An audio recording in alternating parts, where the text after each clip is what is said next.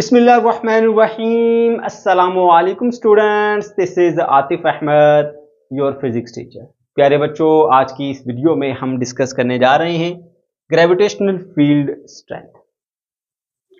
प्यारे बच्चों, इस टॉपिक को स्टार्ट करने से पहले आपको पता होना चाहिए कि ग्रेविटेशनल फील्ड किसे कहते हैं। आपने पढ़ रखा है मैग्नेटिक फील्ड के बारे में, इलेक्ट्रिक फील्ड के बारे में, ठीक है। और आपको याद होगा, आपने ये चीज सीखी थी कि एक मैग्नेट है ना, मैग्नेट, ठीक है। इस मैग्नेट के अराउंड एक ऐसा रीजन होता है, एक ऐसा इलाका होता है कि जहां पर कोई और मैग्नेट आएगा, ठीक है, तो वो फोर्स महसूस करता है। अट्रैक्शन भी हो सकती है, रिपल्शन भी हो सकती है, डिपेंड करता है कौन से पोल्स आमने सामने आ रहे हैं, ठीक है। तो इस रीजन को हम बोलते हैं मैग्नेटिक फील्ड। अगर कोई मैग्नेट इस रीजन से बाहर होगा तो कोई भी अट्रैक्टिव या रिपल्सिव फोर्स को वो एक्सपीरियंस नहीं करेगा। इसी तरह इलेक्ट्रिक फील्ड भी होती है। लाइक ये मेरे पास एक पॉजिटिव चार्ज है, इसके अराउंड एक ऐसा इलाका है, ऐसा रीजन है, ऐसी स्पेस है कि जहां पे अगर कोई और चार्ज आया, ठीक है, तो वो फोर्स महसूस करेगा। अगर वो इस इलाके से, इस रीजन से बाहर रहेगा तो कोई फोर्स महसूस नहीं करेगा, लेकिन जैसे ही वो इस रीजन में एंटर होगा तो वो एक फोर्स को महसूस करेगा। बिल्कुल इसी तरह से मेरे बच्चों, ये जो मैस होता है ना, मैस के इर्द गिर्द भी एक ऐसा इलाका, ऐसा रीजन, ऐसा स्पेस होता है कि जहां पर कोई और मैस आएगा तो वो ग्रेविटेशनल फोर्स को महसूस करेगा, ठीक है। उस इलाके को, उस रीजन को, उस स्पेस को हम बोलते हैं ग्रेविटेशनल फील्ड, ठीक है। और उसे हम यूं डिफाइन करेंगे, gravitational field is a region around a mass where any other mass experiences a force of gravitation, ठीक है बच्चों। तो आपने सीख लिया कि ग्रेविटेशनल फील्ड क्या होती है। एक मैस के इर्द गिर्द एक ऐसा इलाका जहां पर कोई और मैस आया तो वो ग्रेविटेशनल फोर्स को महसूस करेगा।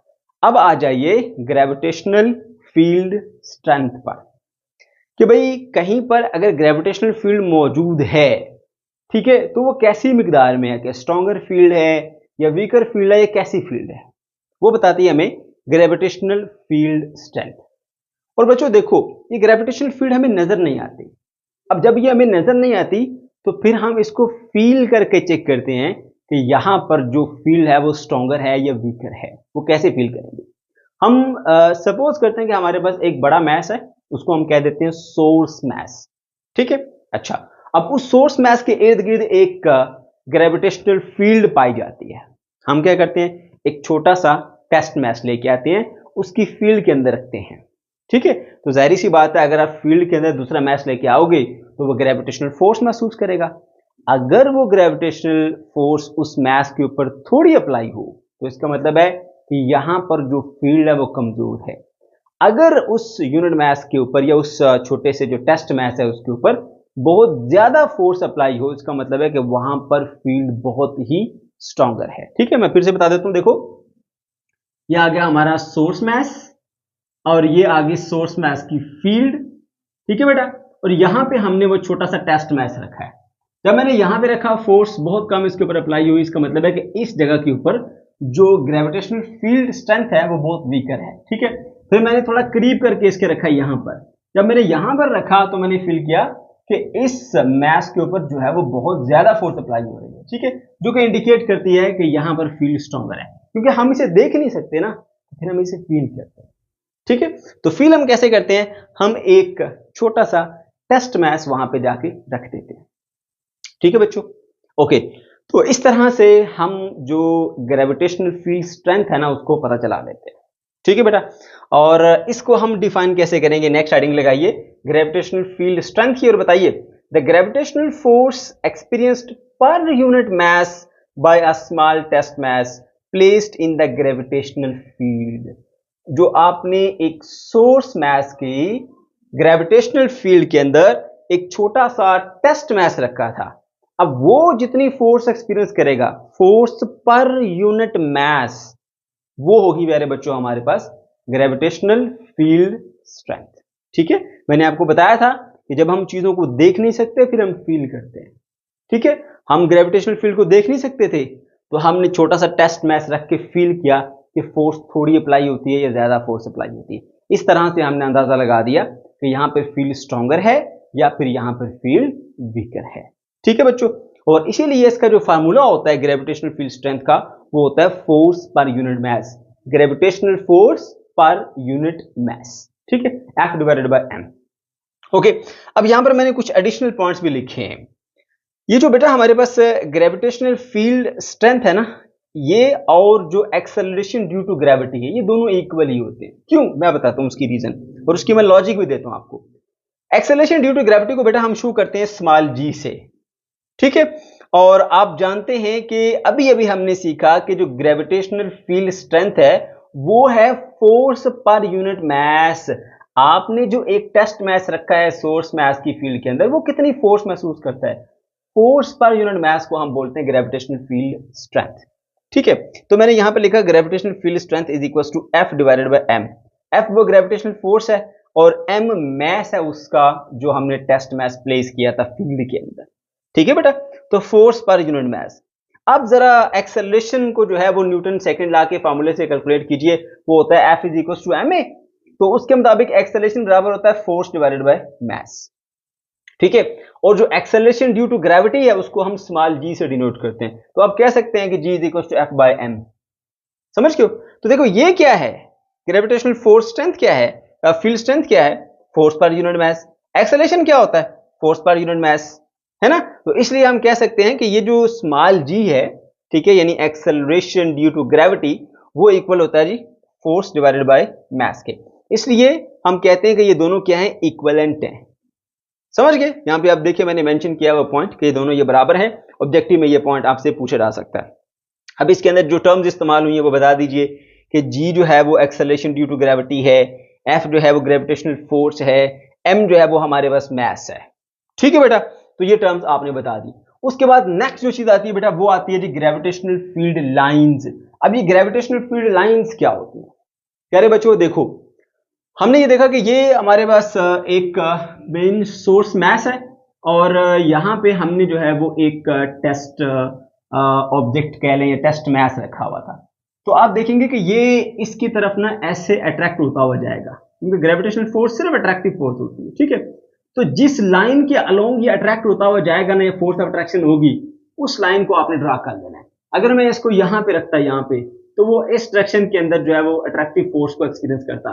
अगर मैं यहाँ पे रखता तो वो इस डायरेक्शन के अंदर जो है वो अट्रैक्टिव फोर्स एक्सपीरियंस करता। अगर मैं यहाँ रखता तो इधर को मूव करता हुआ जाता। और इस तरह से मैं डिफरेंट पोजीशंस के ऊपर इस टेस्ट मास को रखता हूँ और मैं एक्सपीरियंस करता हूँ कि किस लाइन के अलोंग इसके ऊपर फोर्स अप्लाई होती है। तो उन तमाम लाइंस को ना हमने यहाँ पे ड्रॉ कर लिया ऐसे करके। तो कुछ इस तरह की लाइंस आई। अब क्योंकि ये उसकी तरफ मूव करता हुआ जाएगा, ठीक है, तो इसकी जो डायरेक्शन होगी फोर्स की वो आप इनवर्ट कह सकते हैं ऐसे, ठीक है बेटा। तो कुछ इस तरह से ना एक मास के around gravitational field lines develop हो जाती हैं, ठीक है। ये ग्रेविटेशनल फील्ड लाइंस ये हमारे पास ऐसी लाइंस होती हैं जिन लाइंस के अलोंग ग्रेविटेशनल फोर्स एक्ट करती है, इसलिए हम इनको ग्रेविटेशनल फील्ड लाइंस कहते हैं। समझ गए बेटा? अच्छा, अब जरा बात ध्यान से सुनिएगा, इनका मकसद क्या है, हम क्यों बना रहे हैं। मेरे बच्चों, ये जो ग्रेविटेशनल फील्ड लाइंस होती हैं ये आपको दो चीजें बताती हैं। नंबर एक तो आपको डायरेक्शन बताएंगी ग्रेविटेशनल फील्ड की, ठीक है, और दूसरा ग्रेविटेशनल फील्ड की स्ट्रेंथ को इंडिकेट करती है कि यहां पर ग्रेविटेशनल फील्ड स्ट्रॉन्गर है या वीकर है, ठीक है।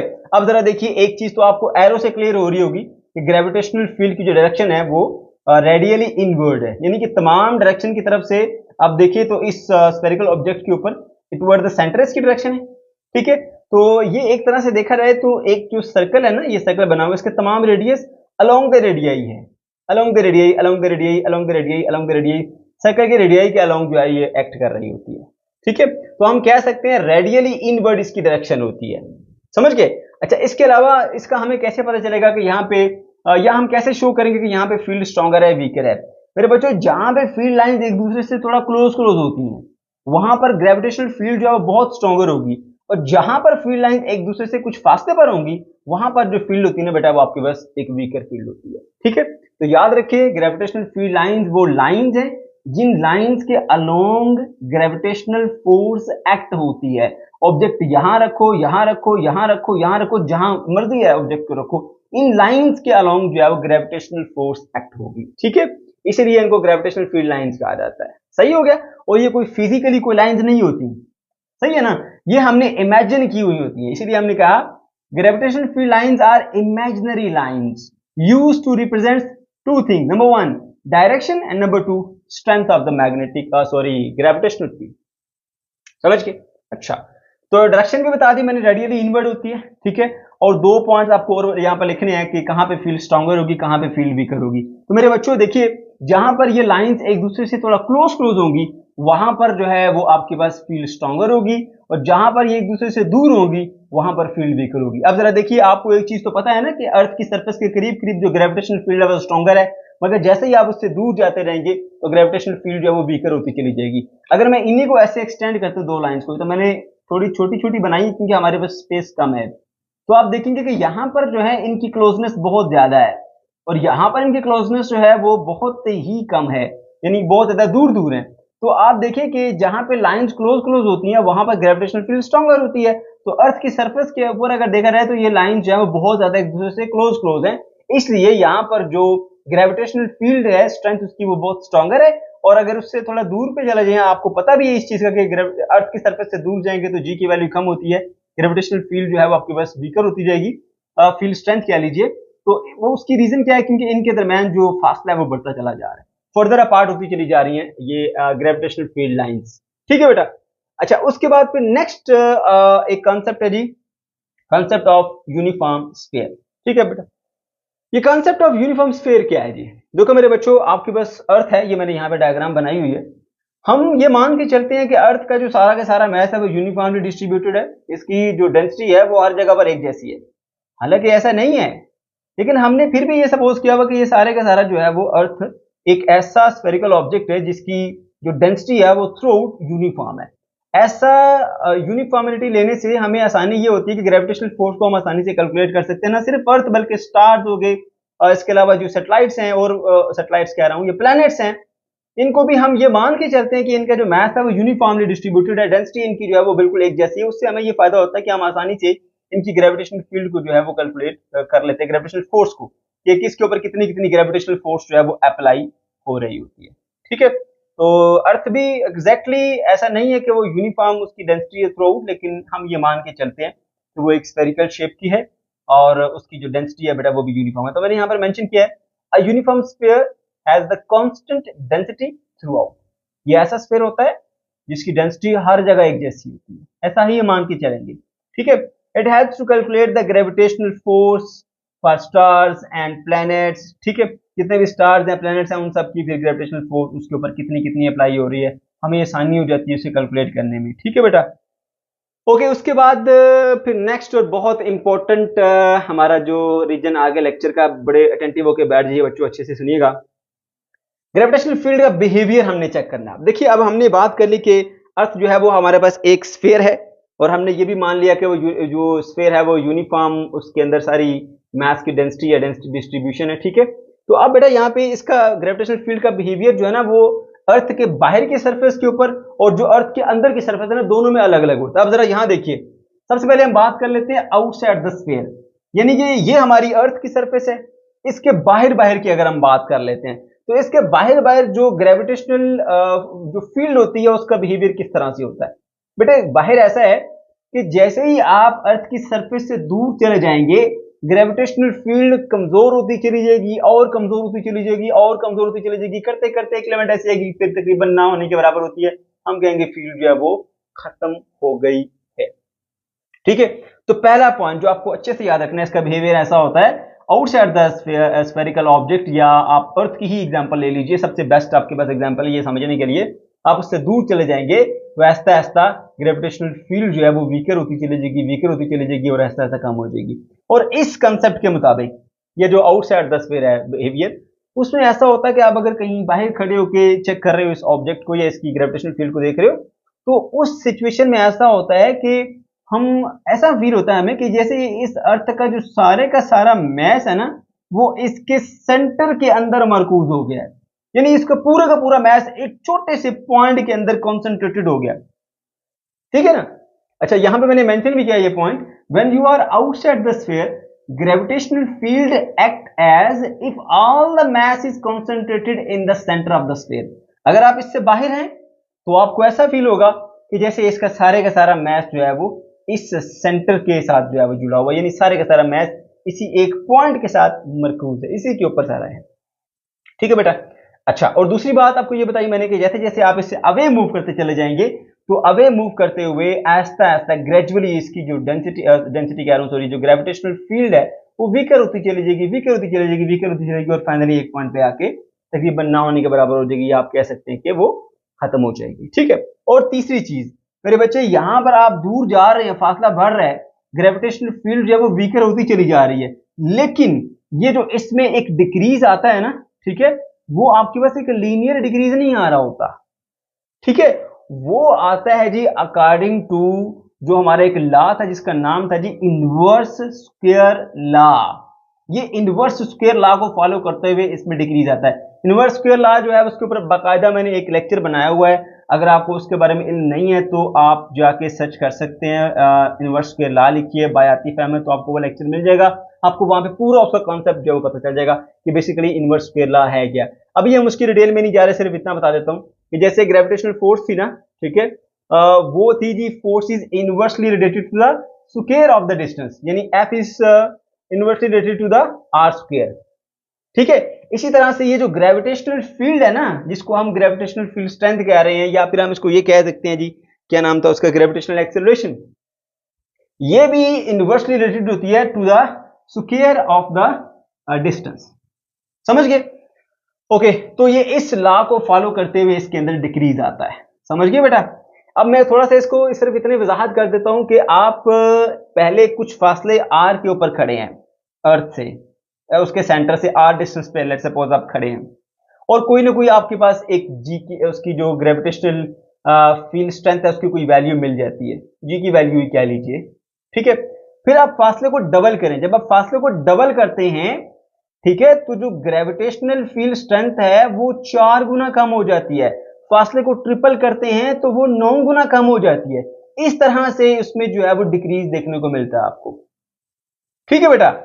ओके, तो यहां पे आप ग्राफ में देख भी सकते हैं, यहां पर मैंने ये ग्रेविटेशनल जो एक्सेलरेशन कह लीजिए या ग्रेविटेशनल फील्ड स्ट्रेंथ कह लीजिए, मैंने यहां पे वर्टिकली शो की है, हॉरिजॉन्टली मैंने यहां पे डिस्टेंस शो की है, तो ये जो कर्व है इसका वो आपको इंडिकेट कर रहा है कि कितना तेजी के साथ जो है वो जब आप फासला बढ़ाते हैं तो जी के अंदर कमी आती है। ठीक है, कि जैसे ही आपने फासला डबल किया, जो ग्रेविटेशनल फील्ड स्ट्रेंथ है वो 4 गुना कम हो जाती है, ग्रेविटेशनल फील्ड 4 गुना कम हो जाती है, फासला 3 गुना किया वो 9 गुना कम होगी, इस तरह से उसके अंदर कमी आती है। ठीक है बच्चों? ओके जी, तो यहां पे मैथमेटिकल रिलेशन आपने याद रखना है कि G is inversely related to the square of the distance. अब आपने क्या क्या सीखा बिहेवियर में बेटा? पहली बात आपने ये सीखी कि जब आप आउटसाइड द स्फीयर होते हैं तो जो स्फीयर का जो मैस है ऐसा लगता है कि जैसे वो एक सिंगल पॉइंट जो कि सेंटर में पाया जाता है उसके ऊपर मरकूज हो गए सारे के सारा, दूर जाएंगे ग्रेविटेशनल फील्ड जो है वो आहिस्ता आहिस्ता वीकर होती चली जाएगी, सबसे अहम पॉइंट जो कि दूसरे में बिल्कुल इसका उलट होगा, इसलिए इस पे मैं ज्यादा फोकस कर रहा हूं। ठीक है, और तीसरी चीज जो कमी आती है वो इनवर्स स्क्वायर लॉ के मुताबिक आती है, यानी आप फासला डबल करते हो और जो इसमें ग्रेविटेशनल फील्ड में कमी आती है, ठीक है बेटा, वो 4 गुना कम हो जाती है, फासला ट्रिपल करते हो वो 9 गुना कम हो जाती है। सही है? उसके बाद फिर आ जाइए इनसाइड द स्फीयर, यानी अब आप क्या करेंगे, इस अर्थ की सरफेस के ऊपर खड़े होकर जो ग्रेविटेशनल एक्सेलरेशन को उसको चेक नहीं कर रहे, बल्कि आप इसकी सरफेस के अंदर जाएंगे और अंदर जाके जो है वो ग्रेविटेशनल फील्ड का जो एक असर है वो देखेंगे कि क्या उसमें चेंज आया। ठीक है, तो मेरे बच्चों जो इसका बिहेवियर होता है ना, बाहर के बिहेवियर से अंदर का बिहेवियर टोटली डिफरेंट है।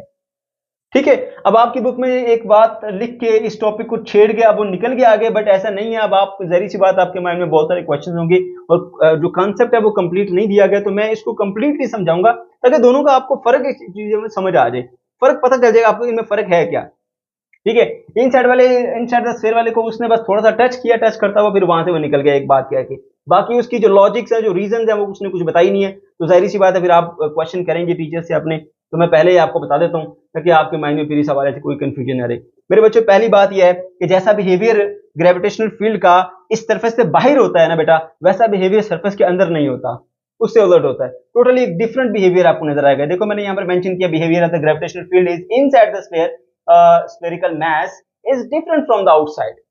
अब बाहर क्या होता था, आप सेंटर से दूर जा रहे हो, सेंटर से दूर जाते हुए ग्रेविटेशनल फील्ड में कमी आती थी, लेकिन अगर आप विद इन द ऑब्जेक्ट है, विद इन द अर्थ है या with in the spherical object है और आप सेंटर से दूर जा रहे हैं, तो फिर ऐसा होता है कि ग्रेविटेशनल फील्ड में इंक्रीज आता है। अब जैसे जैसे सेंटर से करीब चले जाएंगे ग्रेविटेशनल फील्ड में कमी आएगी। आपका फासला कम होगा सेंटर से तो ग्रेविटेशनल फील्ड भी कम हो जाएगी। आपका फासला आप दूर जाएंगे आप इस सेंटर से तो ग्रेविटेशनल फील्ड स्ट्रॉन्गर होती चली जाएगी। समझ गए? जबकि बाहर ऐसा नहीं था, तो बिहेवियर यहां पे आपको थोड़ा चेंज मिलेगा। तो देखिए मैंने यहां पर मेंशन किया है, gravitational field increases as you move away from the center of the sphere. जैसे ही आप सेंटर ऑफ द स्फीयर से दूर चले जाएंगे, लेकिन एक बात याद रहे, इसमें इस ऑब्जेक्ट के अंदर अंदर की बात कर रहा हूं। अगर ये अर्थ है, स्फेरिकल ऑब्जेक्ट, अर्थ के सेंटर के यहां से मैं दूर जा रहा हूं, लेकिन मैं अभी तक मौजूद अर्थ के अंदर ही हूं। यहां से दूर जा रहा हूं, दूर जा रहा हूं, दूर जा रहा हूं, दूर जा रहा हूं, दूर जा रहा हूं, ठीक है। तो ऐसा ऐसा ऐसा ऐसा ग्रेविटेशनल फील्ड बढ़ती चली जाएगी, बढ़ती चली जाएगी, बढ़ती चली जाएगी। जबकि बाहर ऐसा नहीं होता। मैं अगर दूर जाता हूं इस अर्थ के सेंटर से तो ग्रेविटेशनल फील्ड जो है वो कम होती थी, बढ़ती नहीं थी। ठीक है, मैं उसकी वजह बताता हूं क्यों, लेकिन आगे जरा एक पॉइंट को देख लीजिए। Gravitational field increases as you move away from the center of the sphere but inside the sphere. लेकिन स्फीयर के अंदर रहते रहते, बाहर नहीं। It changes linearly inside the sphere. अब देखो यहां पर जब इसमें कमी आती थी ना बेटा, ये देखिए यहां पे ग्राफ शो कर रहा है, ये स्ट्रेट लाइन ग्राफ नहीं है आपके पास, ठीक है। यहां पर जो ग्रेविटेशनल फील्ड स्ट्रेंथ में कमी आती थी वो इनवर्स स्क्वायर लॉ को फॉलो करते हुए आती थी। जबकि यहां पर जो कमी आ रही है वो लीनियरली, कमी या इंक्रीज दोनों आ सकते हैं, तो वो दोनों जो है वो लीनियरली हो रहे हैं। देखिए G is proportional to are. आप फासला बढ़ाओ सेंटर से दूर जाओ, ग्रेविटेशनल फील्ड बढ़ती चली जाएगी। ग्रेविटेशन से उसमें से कम करो, ग्रेविटेशनल फील्ड में कमी आती जाएगी। और इनके अंदर एक लीनियर रिलेशन होता है, मतलब आपको ग्राफ जो है वो एक स्ट्रेट लाइन की सूरत में है। मैं यहां पे उसको भी एक्सप्लेन करूंगा, ठीक है। अब आ जाओ मेरे बच्चों उसकी रीजन कि देखो बाहर तो हम अर्थ के सेंटर से दूर जाते हैं, जब हम अर्थ की सरफेस से बाहर है, आउटसाइड ऑफ द स्फीयर है। अब हम सेंटर से दूर जाते हैं तो ग्रेविटेशनल फील्ड कमजोर होती है। लेकिन जब अर्थ के अंदर से हम मौजूद हैं और उसके सेंटर से दूर जा रहे हैं, तो फिर क्यों ऐसा होता है कि फील्ड आहिस्ता आहिस्ता स्ट्रॉन्गर और स्ट्रॉन्गर और स्ट्रॉन्गर होती चली जा रही है? उसके पीछे क्या रीजन है? देखो ये मान लीजिए अर्थ है, ये अर्थ का रेडियस है आर, कैपिटल आर। आपने क्या किया, यहां से ड्रिलिंग की और उसके अंदर जा रहे हैं अर्थ के। आपने यहां से ड्रिलिंग की है और आप अंदर जा रहे हैं। अब अंदर जाके आप यहां पर आ गए इस पॉइंट के ऊपर, ठीक है। पहले आप सरफेस पर थे और आपका यहां से जो फासला था अर्थ के सेंटर तक वो आर था। अब आप अंदर चले गए हैं और यहां पर आप मौजूद हैं। अब आपका जो फासला है अर्थ के सेंटर से वो स्मॉल आर है, ठीक है बेटा। तो याद रखिएगा आप यहां पे खड़े हैं, इस वक्त आपका ये रेडियस है, यानी फासला है जितना भी अर्थ के सेंटर से। अब इस रेडियाई ने जितना जितना ये वॉल्यूम ऐसे कवर किया हुआ है, ठीक है, तीनों डायरेक्शन के अंदर जितना जितना वॉल्यूम कवर किया हुआ है, सिर्फ यही मैस ग्रेविटेशनल फोर्स अप्लाई कर रहा है। जो आउटर मैस है, ये जो बाहर का शेल आपको नजर आ रहा है, ये कोई भी ग्रेविटेशनल फोर्स जो है वो अप्लाई नहीं कर रहा, ठीक है। न्यूटन शेल थ्योरम आप पढ़ेंगे नेक्स्ट क्लासेस के अंदर जाके, थोड़ा सा मैं उसके बारे में बता देता हूं। न्यूटन शेल थ्योरम के मुताबिक ये जो आउटर शेल है ना, आप अगर यहां पे खड़े हैं तो ये जो बाहर की सरफेस है सारी अर्थ के बाहर की सरफेस, ये सारा शेल है। ये शेल जो है वो कोई भी ग्रेविटेशनल फोर्स जो है वो अप्लाई नहीं करेगा यहाँ पे, ठीक है। सिर्फ वो मैस जो कि आपके ये रेडियस कवर कर रहा है, स्मॉल वाला रेडियस जो है, ये वाला जो मैस है सिर्फ वही ग्रेविटेशनल फोर्स जो है वो अप्लाई कर पाएगा। क्योंकि ये वाला जो मैस है, ये जो आउटर शेल का मैस है, इसकी अगर तमाम डायरेक्शन से फोर्स निकाली जाए, इधर से इधर से इधर से इधर से इधर से इधर से, तो वो एक दूसरे के इफेक्ट को ही कैंसिल कर देती है। तो इसकी जो नेट फोर्स होती है वो जीरो होती है, ठीक है। तो ग्रेविटेशनल फील्ड क्या है, आप ऑब्जेक्ट को वहां रखते हो, मैस को वहां रखते हो, फोर्स एक्सपीरियंस करता है। अगर फोर्स एक्सपीरियंस नहीं करता तो फील्ड कहां से आगे, फील्ड भी जीरो। इसलिए न्यूटन शेल थ्योरम के मुताबिक ये जो आउटर शेल होता है ना बेटा, ये वाला, ये कोई भी फोर्स जो है वो ग्रेविटेशनल फोर्स आपके ऊपर अप्लाई नहीं कर रहा होता, ठीक है। यहाँ पे इसकी वजह से नेट ग्रेविटेशनल फोर्स जीरो होती है। तो आप ये सीधी सीधी बात समझिए, न्यूटन शेल लॉ के थ्योरम ये कहता है कि जो आउटर शेल है उसका कोई इफेक्ट नहीं होता ग्रेविटेशनल फील्ड के अंदर। आप जहां पे खड़े हैं इसको ऑब्जर्व कर रहे हैं, आप यहां पे खड़े हैं, ये सेंटर है अर्थ का, यहां से यहां तक देखिए रेडियस ये बनता है। ये रेडियस जितना जितना मैस कवर करता है सिर्फ वो मैस ही ग्रेविटेशनल फोर्स अप्लाई कर पाएगा। अगर आप और नीचे चले जाएं और थोड़ा मैस रह जाएगा जो ग्रेविटेशनल फोर्स अप्लाई कर रहा है, आप ऊपर जाएं मैस बढ़ता जाएगा, ग्रेविटेशनल फोर्स बढ़ती देगी। आप और ऊपर आए, ग्रेविटेशनल फोर्स और बढ़ती जाएगी, मैस बढ़ता जाएगा उसका, उसकी वजह से, ठीक है। तो जैसे जैसे आप बेटा अर्थ के सेंटर से दूर आ रहे हो, inside the sphere, inside the earth, तो जो mass है अंडर द रेडियस वो बढ़ता चला जाएगा, बढ़ता बढ़ता बढ़ता बढ़ता बढ़ता बढ़ता गया। तो जब mass बढ़ता चला जाएगा वो फिर सारी की सारी ग्रेविटेशनल फोर्स अप्लाई करता चला जाएगा, ठीक है, और आपके ऊपर ग्रेविटेशनल फोर्स बढ़ती चली जाएगी। एक मरतबा फिर से इसको, बेटा ये बुक में आपका कंसेप्ट नहीं लिखा हुआ, लेकिन आपको मैं बता रहा हूं ये चीज कि क्यों ऐसा होता है, क्योंकि आपके माइंड में क्वेश्चन आएंगे ये ऐसा क्यों होता है सर, हम अर्थ के सेंटर से दूर जा रहे हैं, बताइए क्यों ग्रेविटेशनल फील्ड जो है वो उसमें इंक्रीज आ रहा है। तो मेरे बच्चों आप यहाँ पे खड़े हो, यहां से सेंटर तक रेडियस बनता है आर, ये आर जितना जितना मैस कवर कर रहा है, मैस अंडर दिस रेडियस, सिर्फ वही ग्रेविटेशनल फोर्स अप्लाई करता है। जब आप अर्थ के सेंटर से दूर जा रहे हो तो आर की वैल्यू बढ़ रही है, आर की वैल्यू बढ़ने से वो मैस जिसने ग्रेविटेशनल फोर्स लगानी है वो बढ़ रहा है। इस वजह से जब आप सेंटर से दूर चले जा रहे हो तो फिर जो मैस अंडर द रेडियस है वो ज्यादा हो रहा है, मैस ज्यादा होगा तो ज्यादा ग्रेविटेशनल फोर्स लगाएगा, इसलिए जो ग्रेविटेशनल फोर्स है वो उसमें आपको इंक्रीज मिलेगा, ठीक है। मैस और बड़ा इसको बढ़ाते जाओ बाय इंक्रीजिंग द रेडियस, तो ग्रेविटेशनल फोर्स और बढ़ती जाएगी। तो यहाँ पर देखिए reason is that only the mass enclosed within a radius, सिर्फ वो मैस जो आपके रेडियस ने इंक्लोज किया हुआ है, contributes to the gravitational field at a point inside the sphere। तो इस पॉइंट के ऊपर सिर्फ वही मैस ग्रेविटेशनल फोर्स अप्लाई कर रहा है, इसके ऊपर का मैस जो है ये सारे का सारा, ये जो शेल है ये सारे का सारा इसके बाहर बना हुआ है, इसका कोई अमल दखल नहीं है, ये कोई फोर्स अप्लाई नहीं कर पाएगा। अब इसका ग्राफ भी देखिए, कंपैरिजन पे भी आ जाइए, ठीक है। ये तमाम चीजें पेपर में बनाएंगे तो जाहिर सी बात आपको एक अच्छा एज मिलेगा, ठीक है। अब ये वर्टिकली हमारे पास ग्रेविटेशनल एक्सेलरेशन कह लीजिए, स्मॉल जी है इसको कहते हैं हम, या फिर हम इसको कह सकते हैं बेटा ये क्या है, हमारे पास ग्रेविटेशन फील्ड स्ट्रेंथ है, और अलोंग द एक्स एक्सिस हमारे पास है बेटा ये डिस्टेंस है। अब देखो हमने ना यहां से फासला स्टार्ट किया, यहां से, ये है अर्थ का सेंटर, ठीक है, और यहां से यहां तक आर, कैपिटल आर जो है ना ये अर्थ का रेडियस है, अर्थ के रेडियस की बात कर रहा हूं मैं। अब जैसे जैसे आप देखिए यहां से सेंटर से दूर चले जा रहे हैं, दूर चले जा रहे हैं, दूर चले जा रहे हैं, फासला बढ़ता जा रहा है, बढ़ता जा रहा है, बढ़ता जा रहा है, बढ़ता जा रहा है। देखो ये जीरो सेंटर था ना बिल्कुल अर्थ के सेंटर से, अभी आप देखो अर्थ के अंदर हो, यहां तक अर्थ का रेडियस है ना, यहां से लेकर यहां तक, जीरो से लेकर आर तक, ये देखो ये जीरो से लेकर आर तक ये अर्थ का रेडियस है। जैसे जैसे आप सेंटर से दूर जा रहे हो, दूर जा रहे हो, दूर जा रहे हो, देखो ग्रेविटेशनल फील्ड बढ़ती जा रही है, बढ़ती जा रही है, बढ़ती जा रही है, ग्रेविटेशनल फील्ड स्ट्रेंथ कह लीजिए, बढ़ती जा रही, बढ़ती जा रही, बढ़ती जा रही है। जैसे ही आप अर्थ के सरफेस के ऊपर आ गए, यहां तक मैक्सिमम जितना इसने बढ़ना था बढ़ गया, 9.8 मीटर पर सेकंड स्क्वायर हो गया। उसके बाद आप आगे इस स्फीयर से बाहर, जैसे ही आप इस स्फीयर से बाहर आएंगे तो आप देखेंगे कि ग्रेजुअली ग्रेविटेशनल फील्ड के अंदर जो है वो कमी नजर आएगी आपको, ठीक है। रेडियस डबल हुआ तो ये तकरीबन 4 गुना कम हो गई, रेडियस ट्रिपल हुआ तो 9 गुना कम होगी। अब देखिए ये 4 गुना रेडियस हुआ तो ऐसा ऐसा तकरीबन 9 होने के बराबर हो रही आएगी ये, ठीक है। तो यहाँ पे डिक्रीज होता चला जाएगा। अब यहाँ पे डिक्रीज क्यों आता है, क्योंकि भाई देखो अब जितना मैस बढ़ना था वो बढ़ गया, इससे ज्यादा मैस तो बढ़ नहीं सकता है इसका।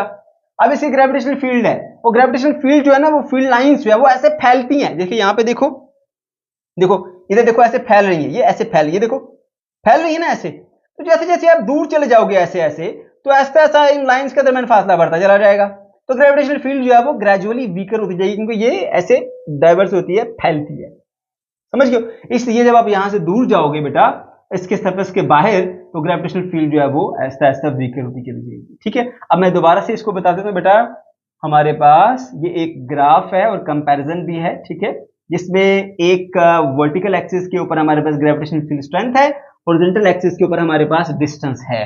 मेरे बच्चों ये यहाँ पे जीरो कह लीजिए, ये जीरो है, ठीक है, ये फासला बिल्कुल अर्थ के सेंटर में पड़ा हुआ है, यहाँ पे ऑब्जेक्ट है, यहाँ पे हम खड़े होकर ऑब्जर्व कर रहे हैं, कोई वहां पे फील्ड नहीं होती, जीरो फील्ड होती है अर्थ के सेंटर के ऊपर जाके। जैसे जैसे आप सेंटर से दूर चले जा रहे हैं, दूर चले जा रहे हैं, और दूर चले जा रहे हैं, और दूर चले जा रहे हैं, और दूर चले जा रहे हैं, ग्रेविटेशनल फील्ड और बढ़ती जा रही है, और बढ़ती जा रही है, और बढ़ती जा रही है, और बढ़ती जा रही है, और बढ़ती जा रही है। जब आप बिल्कुल अर्थ के रेडियस के ऊपर आ जाते हैं, यानी उसके सरफेस के ऊपर आ जाते हैं, मैक्सिमम जितनी इसने बढ़नी थी बढ़ गई, 9.8 मीटर पर सेकंड स्क्वायर हो जाती है। उसके बाद मेरे बच्चों फिर आप फर्दर यहां से बाहर आते हैं, तो अब आप अर्थ की सरफेस से बाहर आ गए, अब दूसरी वाली सिचुएशन होगी, अब आप आगे बढ़ते जाएं, बढ़ते जाएं, बढ़ते जाएं, फील्ड वीक होती जाएगी, और वीक होती जाएगी, और वीक होती जाएगी। और एक चीज यहाँ पे आप ऑब्जर्व कर लें कि यहां से यहां तक जब तक आप इनसाइड द स्फीयर हैं, तो इसमें जो आपको स्ट्रेट लाइन ग्राफ मिल रहा है, जो कि इंडिकेट कर रहा है कि जी और आर के दरमियान में एक डायरेक्ट रिलेशन है। ये देखिए G is directly proportional to R, उसके बाद जब आप यहाँ से आगे जाते हैं तो आपको एक कर्व मिलता है जो कि इंडिकेट कर रहा है, यहाँ पे आप देख सकते हैं कि ये g is inversely related to the 1/r square है, ठीक है। तो यहाँ पे फिर ये इनवर्स स्क्वायर लॉ को फॉलो करते हुए जा रहे हैं। अब इसके अंदर वो एक लिनियरिटी जो है वो नहीं रही, ठीक है बच्चों। तो ये था हमारा आज का लेक्चर। अगर आपको कोई कंफ्यूजन है या किसी किस्म का कोई प्रॉब्लम है तो कमेंट सेक्शन के अंदर आप जरूर पूछ सकते हैं। वीडियो अच्छी लगी तो आदमी से लाइक कीजिएगा, अपने दोस्तों के साथ शेयर कीजिएगा। अल्लाह हाफिज़।